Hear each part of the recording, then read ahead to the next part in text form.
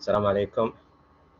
مساء الخير على الجميع and welcome to our today's workshop, which is going to be about tips for teaching academic writing for beginners, presented by Dr. Summaya Elhussain. So thank you, Dr. Summaya, for taking the lead to teach us some tips for teaching writing for beginners. So the floor is yours. You may start now. Okay, thank you so much, Dr. Basim, for the introduction. Thank you, everybody, for being here tonight, taking some time out of your busy schedules to be here for this workshop. And obviously, it's a workshop, so it's not like one-way delivery of information. And I'm sure for many of the ideas you will find it is something that you have practiced before or something that you know about.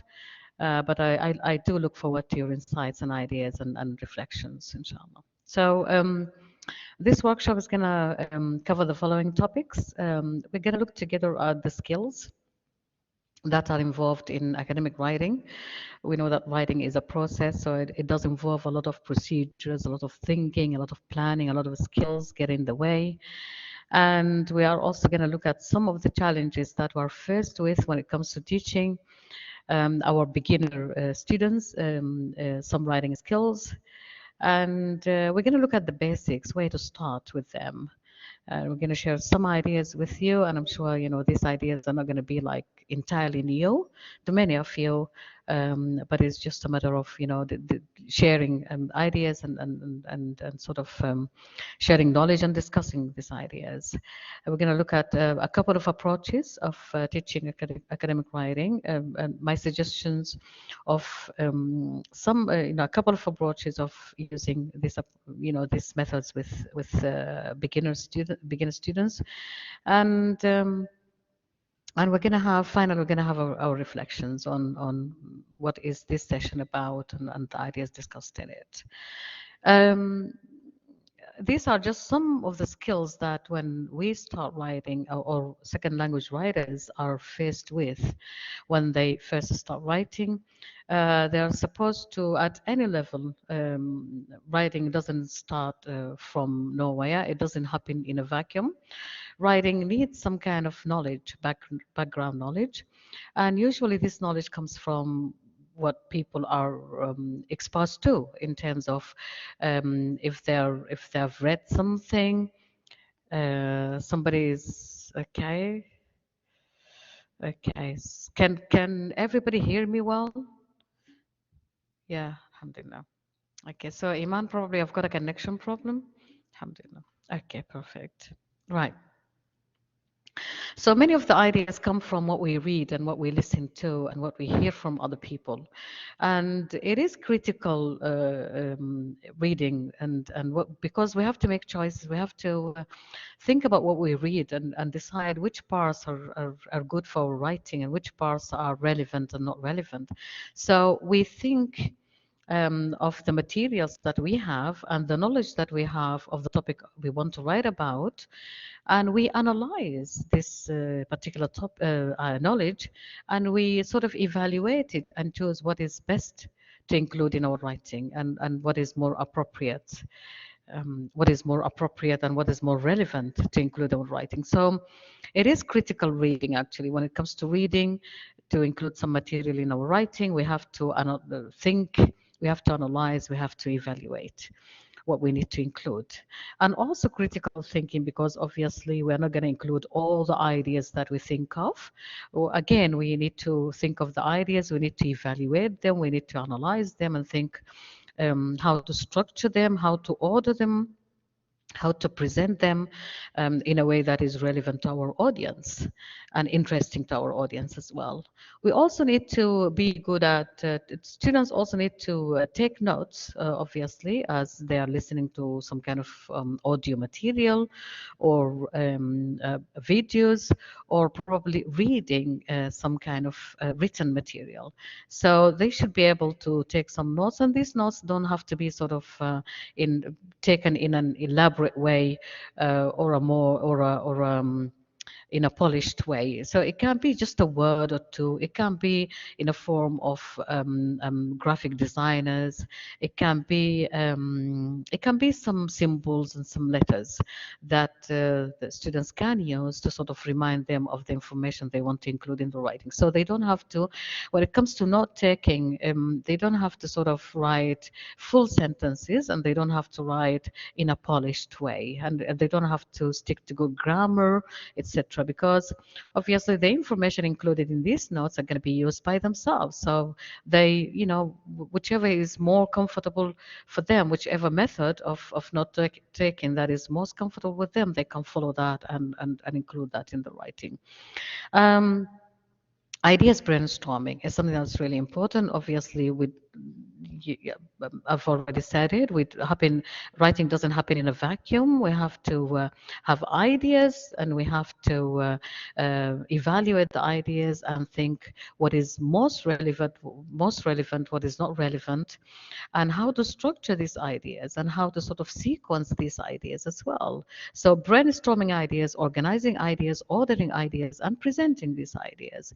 Also, writing in the pre-writing stage requires a lot of planning. It does require a lot of planning. So we need to make decisions about how many paragraphs we need to have, and even if it's only one single paragraph, in case of beginners, for example, how many sentences do we need to include? What type of sentences should be there? We need to make decisions. Writers need to make decisions around how the topic sentence should look like, what is the topic of the writing, how to conclude the writing, etc. So a lot of planning, a lot of decisions have to be taken at this stage. So it is actually a process that involves a lot of thinking and planning, evaluating and critical thinking, and analyzing and making decisions about what is most appropriate to include and how to structure it and how to present it. That's apart from the type of language and the level of the language that is to be used. And in the actual writing stage, there will be a drafting stage where students have to sort of draft their ideas, writing the first draft before submission. And also this first draft needs a lot of revision, needs a lot of structuring, needs a lot of decisions regarding what type of language to use, what type of vocabulary to use, also how to sort of sequence the ideas in a way that makes sense and be logic to the readers, and also how to make the ideas connected, how to make the different parts connected in terms of using what kind of linking words do they need to use. And when it comes to beginners, they can start from using words like and but. And but add a lot to the writing and makes the writing stick together. And also use evidence, as they have read some kind of material, they have watched some kind of video, to include some information from these sources. So it does involve all that, and also they have written their first draft. Students should be trained in a way to be able to proofread, self-correct their own mistakes, structure their ideas if it's not structured in a way that is accurate, redraft again, rewrite the paragraphs or the text again, correct their own mistakes, and obviously submit for feedback and make use of the teacher's feedback. So when the teacher gives feedback, then the students should be able to know how to make use of this feedback and sort of improve the writing. And so the final draft should actually include all the corrections, and it should it should be presented in a way that makes sense to the reader and the audience, which are the teachers. So it's a long process. I mean, at the end of it, I mean, in summary, what I meant to actually say is that writing as a process does involve a lot of stages, a lot of thinking, a lot of decision making, in terms of choice of words and choice of grammar, terms of choice of structure, ordering the ideas and sequencing the ideas and the sentences, etc. So it is a long process, and that is why it needs a lot of patience from the side of the teachers, and it needs and also needs a lot of encouragement to the students, and sort of building some kind and level of confidence in what they write, and this kind of encouragement and incentive should be consistent. So it is a long process, and it does take some time. It doesn't happen overnight, and we don't expect it to be. As teachers, we all know that. But yeah, I mean, we'll have to have patience and a lot of practice. So the nature of writing, the nature of writing is a process, and so teaching should follow a process mode. We don't teach one particular skill and expect the students to have mastered it the next day and produce like this perfect type of writing. We don't expect it to be. It's a process. They learn something, they make mistakes about it, and they learn from the mistakes.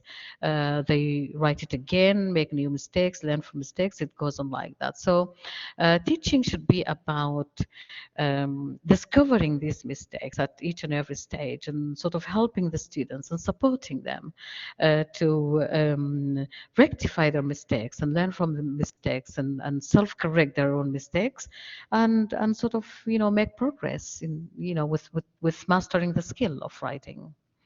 So teachers, the process of teaching would be instruction of a certain type of skill or material.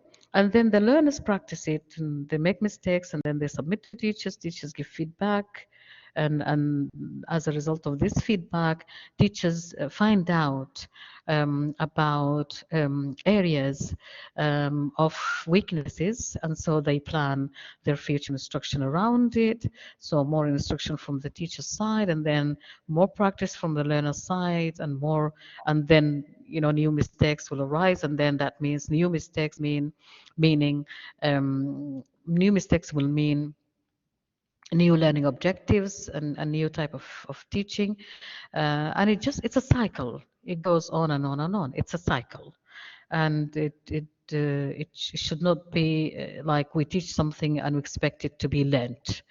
It's a process. It happens over time.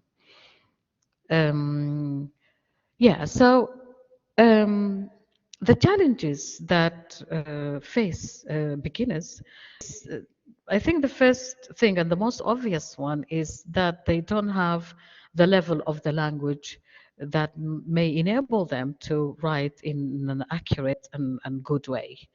They don't have that. So they have low language proficiency, and will have to deal with the amount of language that they have. So we make use of the amount of language that they have to teach them the writing skills that we want them to be able to know and practice and learn. And teaching is at this level. Textbooks and instruction is focused a lot on teaching words. So teaching words and sentences like subject, verb, etc., and teaching new words, because as teachers we have a feeling that their word bank is poor, and so we work on that a lot. We work on giving them a lot of vocab, etc., and instruction of writing and the skills gets ignored at this particular level. So we give a lot of focus on the word and sentence levels, and we sort of forget that writing is a skill that builds up over time, and it needs to be practiced at an early stage. And also they have minimal awareness at the level of complex complete text. They don't know what a complete text looks like. They do not know. I mean, we ask them, for example, to write a paragraph or of 4 sentences, 5 sentences, to describe a friend's routine, for example, or describe how a favorite person looks like, etc. And the ideas will be all over the place. The ideas will not be structured. They have no idea that the text is complete, having a topic, sentence, and a conclusion. They have no idea of all that unless they get trained to practice that and learn that. There is also a lack of knowledge in terms of contextual and textual and linguistic features of academic texts, meaning they have no idea. Again, they don't have they don't have understanding of the importance of having a topic sentence, and that topic sentence should come at the beginning of the paragraph, and it has a function to serve, and it has a purpose. They don't have that understanding unless they are trained actually explicitly to have that understanding. They don't have understanding that the following sentences after the topic sentence should be details in support of the topic sentence. They don't have an idea that a concluding sentence is like repeating the idea of the topic sentence, and they have sometimes they have to express an opinion in the concluding sentence. So they don't have an idea of this particular structure of a paragraph, and so obviously they don't have an idea of what good writing is at this particular level unless they are exposed to it and they get trained on this. I don't know if you've got more ideas on, you know, the or more, or if you personally have come across more challenges in teaching writing to low level students. Obviously, your ideas are also welcome, but yeah, I mean, these are the challenges that I thought of, and sometimes you try to, and of course, it because writing is complex and it doesn't happen in a short time. The learning of writing does not happen in a short time, and all these skills and sub skills and all these conceptions about what good writing is, they don't get taught at an early stage, or either they get taught but they don't get learned quickly by the students. So they keep making mistakes over and over again. They keep making the same mistakes over and over again, especially in terms of um, the unity of the topic of the paragraph, because you would teach the topic sentence and you would explain that the topic sentence is the sentence that introduces the idea of the whole paragraph, and that whatever ideas discussed in this particular paragraph should actually all stick around this main idea. And yet you'll find some ideas that are out of place, that they don't belong to this particular paragraph. Sometimes students get carried away with, you know, by their own ideas, and they start talking about something that is different from the topic of the paragraph, etc., etc. So we often find mistakes like that. We often, even sometimes at some advanced level, actually, it is unfortunate, but it does happen. Sometimes they start, you know, there's the topic sentence, the topic is clear, and they have a good topic sentence, and they start writing the details, and then all of a sudden you are sort of faced by a detail or something that does not belong to the paragraph or the text they're dealing with. So this is one of the writing problems. Keeping an eye on the topic sentence is something that's important. They should be trained, and they should learn how to practice and learn it. Um, I think for low learners, for beginners, I think we should start from the basics. I think um, um, I always tend to sort of sometimes revise the alphabets, and this is because some students do have problems with the alphabets.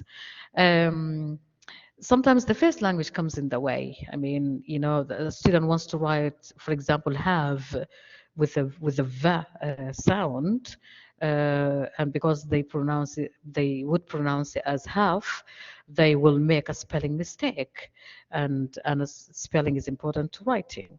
So being aware of the alphabets and how we write actually, because English is very specific in terms of how we write.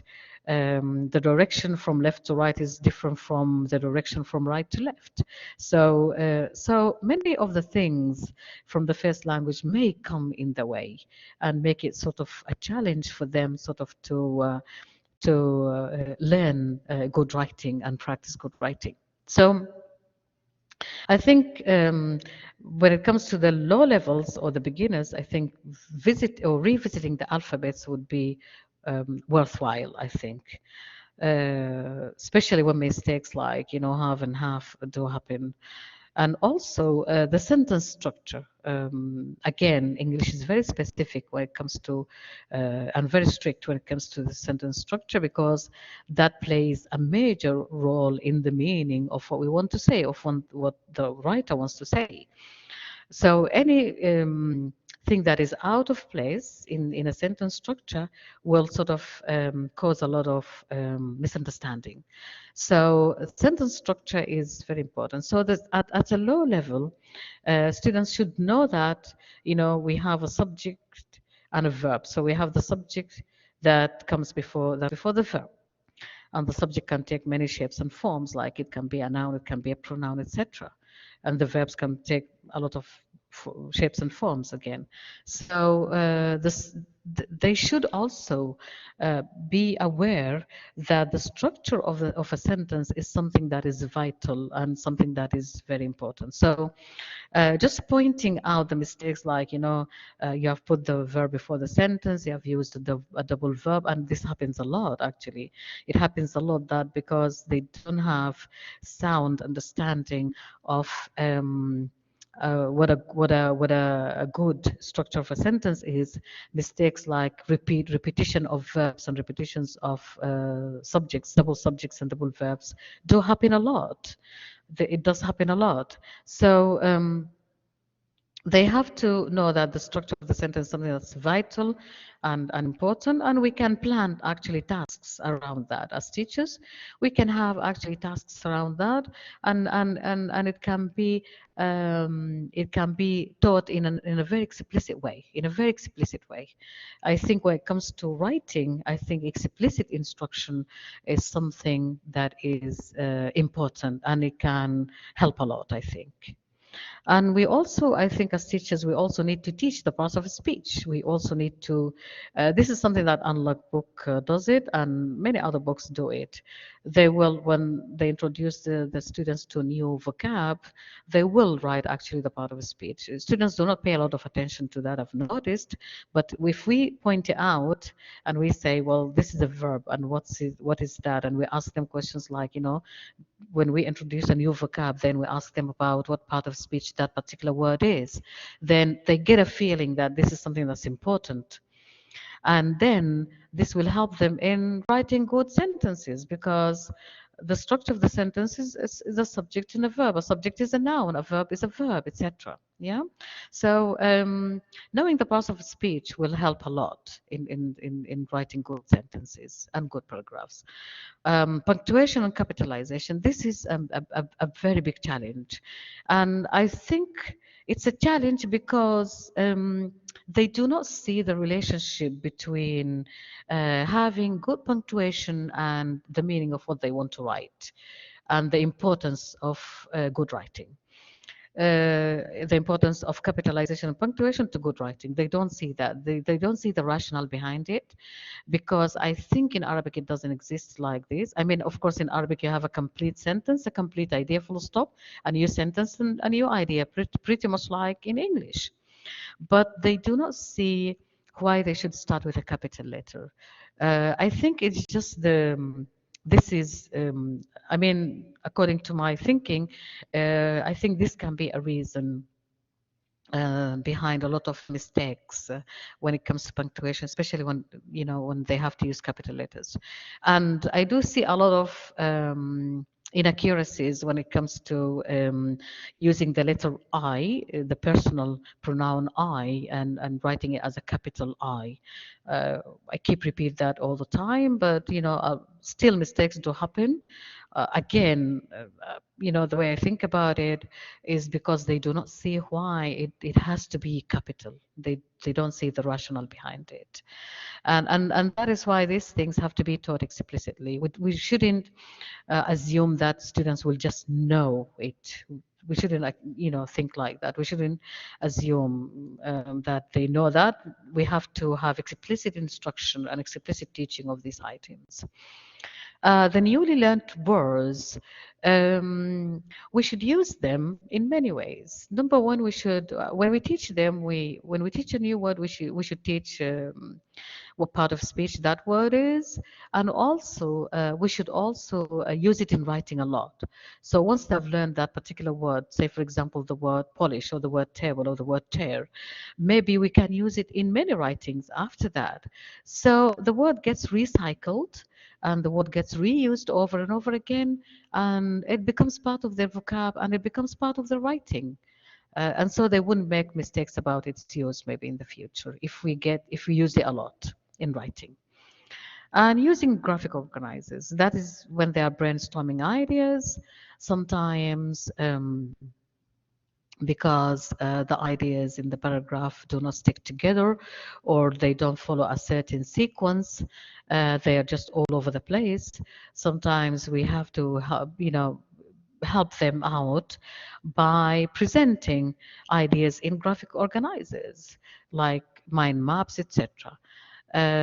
It will show them, it will teach them. I think graphic organizers will teach students that ideas have to be structured in a certain order to make sense. And it does help in presenting a good paragraph. I think graphic organizers will help beginners a lot. It will help beginners a lot. Um, Simple things like, for example, if we if we can have like simple drawings, like we can draw, for example, a house with different rooms, then we can have a living room and inside it write, list all the words that have got to do with a living room, for example, and have a kitchen and list all the words probably they know about, a kitchen, and etc. etc. So then they will have an idea that these words are sort of classified and categorized under certain topics, and this will help them then sequence their own ideas when this, for example, if they're describing their house or something, then they will not be they will write about the living room and finish it, and then they move on to write about the kitchen, etc. Instead of having something from some sentences about the living room and then mixed up with sentences from the kitchen. Yeah. So it's a simple idea, but I think it can help a lot in organizing the students' ideas. And once they get used to sort of having categories for their ideas, I think it will, stay with them to more advanced levels, I think. Use of visual aids, and use of visual aids are good reminders of new words, and also they work as an excellent stimuli for brainstorming ideas for writing about a particular topic. So if, for example, we give them a topic to write about and we ask them, instead of finding ideas on Google about the topic, if we ask them to find pictures about the topic, then they put the pictures in front of them, and these pictures can help them get ideas. Because sometimes the students turn around and say, like, I don't know what to write about. I have no ideas. So sometimes you feel like they run out of ideas. But I think pictures is a very good way to get them think of ideas and sort of brainstorm more ideas. So I think this can be the basics, and sometimes to help them get like the sentences, or the sentence structured in a good way, we can provide them with sentence frames. We can have gapped sentences, and we all do that as teachers. But we have to also be aware of the rationale behind that. I mean, it does teach the students in an explicit way that the sentence has to be structured like this. Then if we ask them questions and we elicit from them, instead of asking them to fill up the gaps in these sentences, we ask them why questions. Like, for example, if a student answers fills up the gap in my first sentence, saying like, for example, the house has high walls, I would say, why did you say house and why did you say walls? Then probably she will say walls because of the word high, because in his or her thinking, the adjective high is associated with walls or trees or a similar concept. Yeah. So if we ask them, why did you say this and why did you say that, she would say, and this would sort of teach them what? It will teach them to think in a conscious way, to be able to choose the words. So, and this is sort of some level of critical thinking actually. So they will have like, they will be aware of the choice of the words they make instead of just filling up the gaps. It will help them rationalize their choice, think of why they choose this word and not other, and what words are more appropriate than the others. Yeah. So I would ask the students why you would choose the word house, for example, and the obvious answer would be because I've got the, and the is an article that comes before a noun, so I have to have a noun, and the sentence in English starts with a noun, etc., etc. So we have to practice these concepts in an explicit way. I think for them to know why they choose this particular word and not any other word. Um, and also in the second sentence. In the second sentence, I've got the lights, and the lights are the subject. So what do I need after the lights? I should need a verb. So if I ask them questions like, if I elicit information from them, then they will be trained to think in a more conscious way of why they make such choices in terms of, word choice. Yeah. And also, I think we should help them. There should be some element of support. And I think we should provide them with word banks. So I would write some words on the board and say, well, you can choose from these words to write about this and that topic. Yeah. So also, we should not ask students to write about topics they are not familiar with. At the beginners level, they are only familiar with topics like describing their homes and talking about themselves and their daily routines, for example. These topics are sort of familiar to them, but I cannot ask them to describe, for example, compare between two cities. That is beyond their conception, and it will be difficult for them to do. So, or the advantages of using the internet as an educational technology. So it will be beyond. It will be like asking too much of them. Um, so talking about paragraphs, because we talked at the word level, and I think we have spoken at a sentence level. So the paragraphs should be simple with familiar topics. As we said, they, like topics like description, mostly description of things that they know and they are familiar with. And for example, describe your favorite person, and also uh, when it comes to paragraphs, because they have no idea of what a topic sentence is. We might teach and reteach the topic sentence, and yet they don't have an idea what a topic sentence is.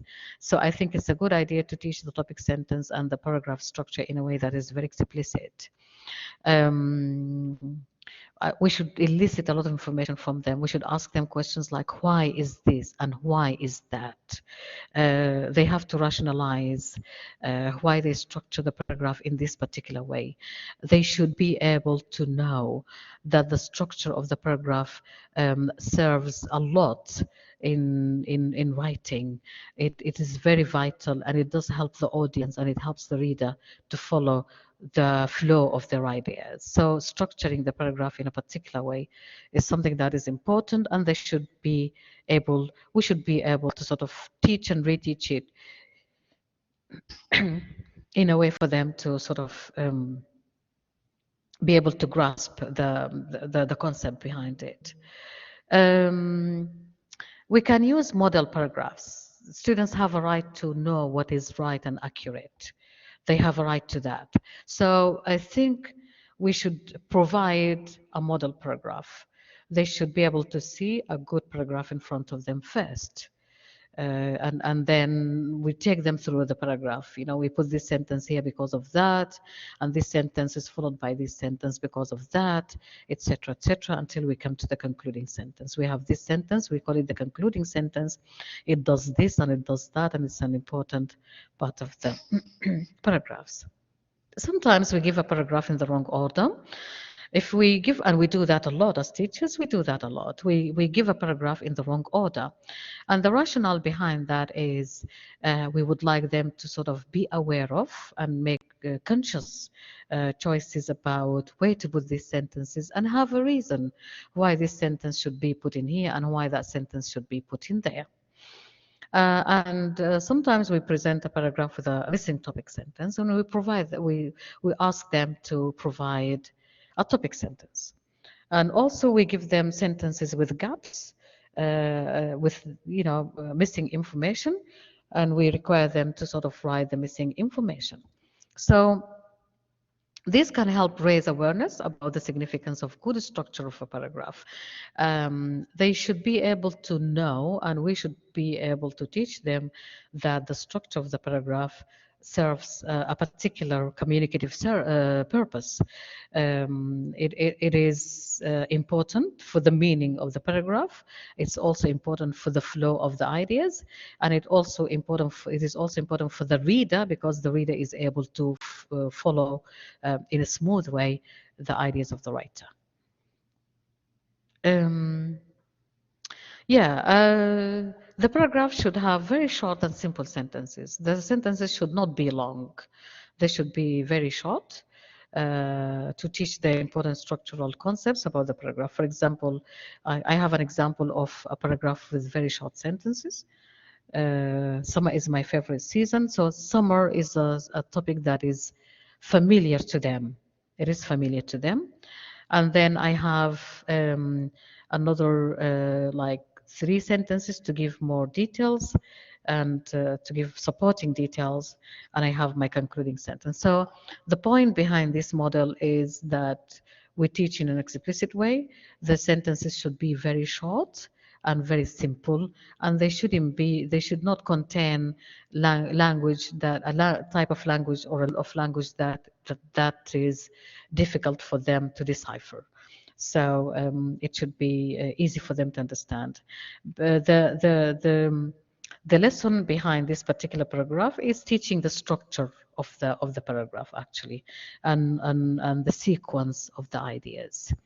And that is why we should not focus a lot on the level of the language. It has to be very simple, and the sentences have to be very short. And so this is another model paragraph with gaps in it. And so we give them a lot of support in here, because we give them the topic sentence, and we give them one of the supporting details, and we give them the beginning of a 3rd sentence, and we ask them to provide to complete the sentence, actually. So there's an element of support in this particular paragraph, because once I've taught the structure of the paragraph, I do not expect them to just have mastered it there and then. I will, I should provide them with some support until they have full understanding of how to structure a paragraph, and then I will ask them to write a paragraph that is well structured. Okay, so coherence is important. As I said before, sometimes, especially with beginners, they start writing about something, and all of a sudden they write about something entirely different. So this is, of course, is not good writing. when it comes to academic writing in particular, it's not good writing. We should start with them at a very low level, at a beginner's level, sort of instill in them this particular academic skills of coherence and cohesion. And because we know that this is something that's going to stay with them and it's going to take them a long way. So we don't want them to get to a very advanced level and they're still not knowing what coherence is and not writing in a coherent way. So again, it's a paragraph with very short sentences. The topic is familiar to them. The topic is about mobile phones. There is a sentence that does not belong to the paragraph. So the idea is we're going to ask them to sort of pinpoint the sentence that does not belong to this particular paragraph. Again, the idea is raising awareness in an explicit way that the ideas of the paragraph should be connected and they should be relevant and they should stick to each other. Yeah, so we do this a lot. I know this kind of task that we do a lot in our classrooms, but of course we have to have our good reasons of using this particular task. So again, we're going to teach them the topic sentence and the details, the supporting sentences, and the concluding sentence, and we're going to ask them to sort of identify the idea that does not belong to this particular paragraph. Okay, so I came across this today in my teaching, and I'm teaching 101 LS students. And as we were working on this particular writing, it's an email. I think yes, it's about jobs actually. So we had a discussion. We had a discussion about some linking words, and I thought while we were doing it, I thought the students were engaged in the discussion actually, and they managed to understand that and in this particular paragraph, the use of the word and had a particular role to play, and it had done it. I asked them questions like. Why do we use and in I am a fast learner and a good student? And the answers that I got back is that a fast learner and a good student, both of them are maybe positive ideas. And then I did ask again, why did we use but? I don't speak French, but I am a fast learner, and I got an answer from my students that this side of the sentence in meaning is different from the other side of the sentence. I mean, this side of but is different from the other side of but. And so they managed to grasp the idea that using and has a function to play, and it is very important to the meaning of the sentence and the meaning of the whole paragraph. And using but also has a function to play, and this function is very important to the sentence and the whole paragraph. And then we moved on to the last sentence. We had a reference word. A reference word in the last sentence, which is the word this. And I asked them, why did the writer use this? And what does this mean? And what does it refer to? And I managed to get some answers. I managed to get some answers that this refers back to something that has already been mentioned. And the writer used this because the writer does not want to repeat a phrase or something, and that this also has a role to play. And this made the last sentence belong to the rest of the paragraph. So by just having like a 10 minutes discussion about and, the use of and the use of but, and the use of this in this particular paragraph, we managed to have like some level of understanding of coherent writing, making things stick together by using connecting words like simple words like and but, and by using our reference word like this. So sometimes, what I mean to say is sometimes we have some kind of material that that is available between our hands, and it is just a matter of utilizing this kind of material in a way that sort of serves some particular purposes when it comes to writing in particular, because we know that writing, a lot of them have got problems with writing. of any particular, being big or being small, any particular material, and sort of put it at the service of writing, and especially academic writing, then it might sort of teach them something, especially when we do it in an explicit way and we have a discussion about it, especially when we ask them why questions and when we elicit answers from them. They find themselves engaged in the discussion, and they celebrate the idea that they have um, managed to give some answers, and they have realized that the use of and has a purpose, and the use of but has a purpose, and the use of this has a purpose. So that is something that I just wanted to share with you. Um, there are some approaches. This is an approach that it's actually supported by John Swells. He's so much into genre and genre teaching. This approach is based on learning through guidance and interaction. The students work together. We provide a model text, again, if we want them to write a descriptive text, or if we want to write, if we want them to write a narrative text. They should be able to know that this is a descriptive text and it is different from another type of text, and it is structured in a way that is different from the rest of the texts. Again, we provide a model, and then we give them a text that needs reconstruction. They work together. They have to collaborate with each other. And then maybe at a later stage, they can have independent construction of a text. The idea of genre with the beginners is important because they need to know description is description and narration is narration. So telling a story is different. The language we use in telling a story is entirely different from the language we use in describing an item. And also the way we structure a paragraph that is descriptive in nature is different from writing a narrative story talking about something that happened to somebody in the past.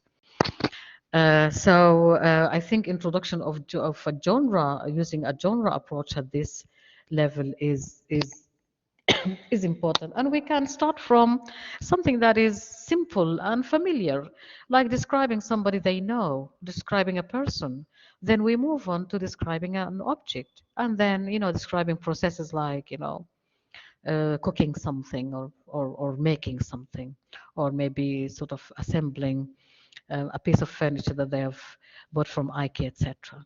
So we can start from a smaller thing and then develop a smaller idea and then develop it to a more advanced level. But yes, I think introduction of genre at this level is important.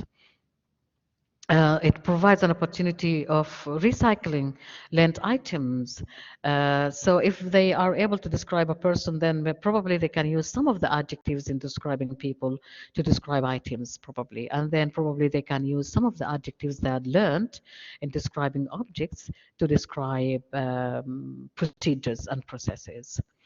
So yeah, we can start small and grow big. Another approach is activity-based. This is pretty much similar to task-based, actually. Students they have to perform a task and write about it to be able to learn and practice and produce the piece of writing that we aim to teach. So students are actually physically engaged in an activity like planning a birthday party, what they need to buy, what they need to put together, making decisions about the place and the gifts and the present they want to buy, etc., or preparing a recipe for a particular dish or a type of dessert, etc. So um, they will be able to know that if they want to write a recipe, if we can teach them in an explicit way, again, that the language and the structure and the outline of a recipe is different from writing a descriptive paragraph, then we have taught them a type of genre, which is writing recipes, for example. And then instructional writing, like planning a birthday party, for example, and also using items of using like grammar for making suggestions, etc., etc. So this kind of activity, I think it will sort of make them collaborate with each other, and they will recycle the language that they have learned before, and it will introduce them to a genre that is different from descriptive and narrative writing, for example. So, for example, we can ask them to do this kind of task. Alex wants to make a reservation at a hotel for the weekend.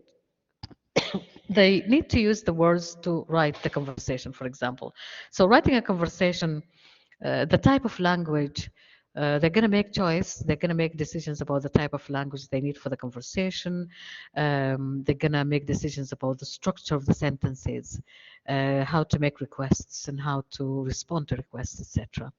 So we again we provide them with some words to use for writing such kind of genre. Okay, so I've actually finished very early. I have come to my closure. These are some of the eh, ideas that I think of when I think of writing. I think writing is not easy.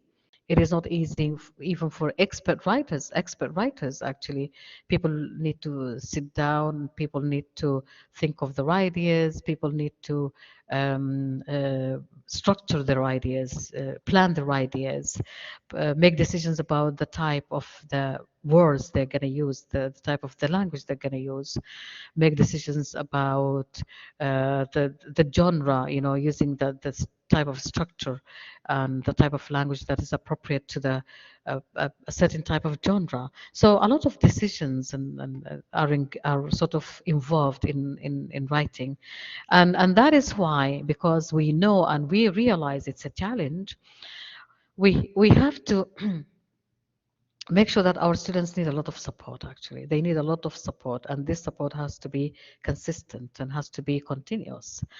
Also, writing is a skill, and that has a lot of skills, and it takes a lot of time of learning and practice and mastering, definitely. So we don't expect the students to sort of master the skill over a night, or over a short time.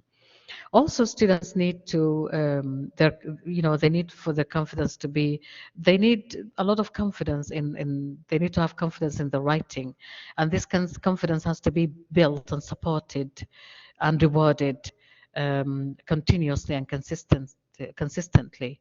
So these are some of my ideas, actually, in terms of writing, teaching writing to beginner students, the students who have got very limited vocab, and they have very low level of language. We can actually provide them with some skills and some practices and some tasks that can help them. Um, yeah, and these are my references. Some of them are, yeah, I mean, I do welcome questions and comments and insights and reflections from my audience. All right. Thank you, Dr. Sumaya, for sharing some tips for teachers who teach lower students or beginner students. So thank you so much, and thank you all for attending the workshop. So I'm sharing with you now three links. So the evaluation form, please complete it, and you will receive your certificate immediately. And don't forget to make sure you write your name correctly and your email. So let's now open the floor for questions, comments you would like to share with us.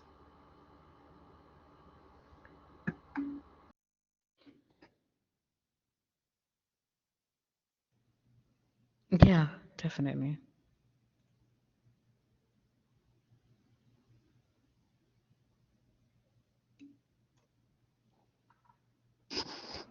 Sumaya, I just want to say thank you very much for putting all the basics together on one slide. I mean, it helped us to focus. We used them, but it kind of, when they were put together, there's this kind of, it made them more clear. I mean, like to follow this, and that. So I just like that slide so much, and I appreciate all the work that you did. Thank It's you. something that we all kind of, it's like a mutual kind of, suffering that we face with our beginners, and we have to kind of support each other in this. So thank you so much. I mean, I really like the presentation and the way you did it. Thank you so much. I'm sure many of the ideas that I'm sure many of the ideas are not new knowledge to many people. I mean, to many of my colleagues. We all do that. Many of the tasks and the activities we do practice in our classrooms. I mean, but what I meant is that we have many of the things we have to do in an explicit way, because Yes, sometimes we teach and we assume so learning has taken place while it that's hasn't. why Yeah. I'm So saying some that when you put up all the points together in one slide, it's like it helps us to move to focus. I mean, you have these things. that's right. I like That's that. I like that so much. I just wanted to thank you so much.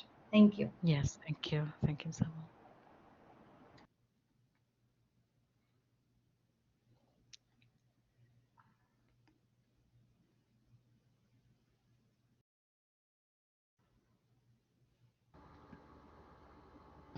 Any other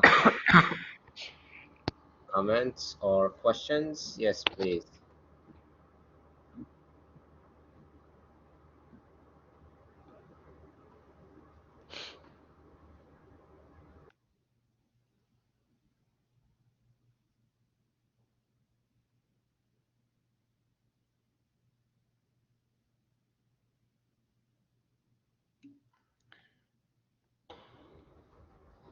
All right. Uh, I just want to add that, I mean, for many of us as language instructors, I mean, sometimes with beginners and low level students, sometimes we sometimes we experience a level of frustration. I mean, and I think we're entitled to that. Sometimes we teach and teach some writing concepts, and learning does not take place. But sometimes it's about providing materials in a way that is more interesting and relevant and appealing to the students. So, if learning has not taken place, I think we, as teachers, I think we should take it as a duty upon ourselves to try to find out why uh, learning of a particular skill has not taken place. So I think if we keep reflecting on our own practice, I think it will help us a lot in our teaching. I think either teaching writing skills or any other skills, I think. And I So think that is very true. But you also can ask, I think we also can ask the students for their feedback. What is it exactly? I mean, if you explain true. something and you can talk to them. I mean, like for weak students also, you can talk to them. Like, you just sit beside the student and talk to her. How now? What did you get out of this? I mean, can you now write That's the sentence? Can you start your paragraph now? Was everything clear to you? Because they feel shy if most of the right. class Yes. understands and they don't. So it's sometimes you just kind of need to approach them a little bit and try to make That's them do it. true. That's true. Yeah. Yes, I'm so much in support of learning diaries actually, because sometimes at the end of a unit in some of the books, you find like some a checklist, and it's all about ticking boxes, and nobody is not going to tick a box. If you ask them to tick the boxes, they're going to tick all the boxes, saying that I've learned this and that, without realizing that many of Yeah. these skills they have not learned. And I don't Yeah. find that constructive. Honestly, I don't find it constructive at all. So I think if they I mean, if they have to write learning diaries, like I have today, I've learned this and this and that, and today I have actually learned this and this and that, and use what they have learned in writing sentences about their own learning, I think it is more constructive and more relevant, and I think it gives us as teachers feedback that learning has actually taken place, I think.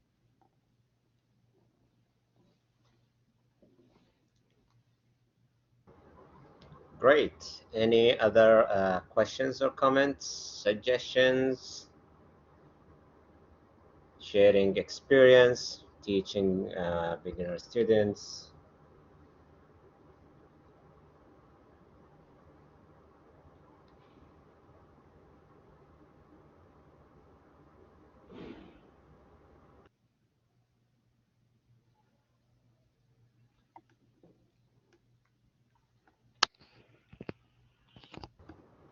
All right. So it seems that there are no more questions. So again, thank you, Dr. Sumaya, and thank you all for attending the workshop. Stay tuned, inshallah. In 2 weeks from now, we'll have another workshop, as Dr. Kamal here uh, mentioning in the chat. So stay tuned, and inshallah, we'll see you in 2 weeks. Enjoy the rest of your evening. Thank you, Dr. Basim. Thank you, everybody. Assalamu alaikum.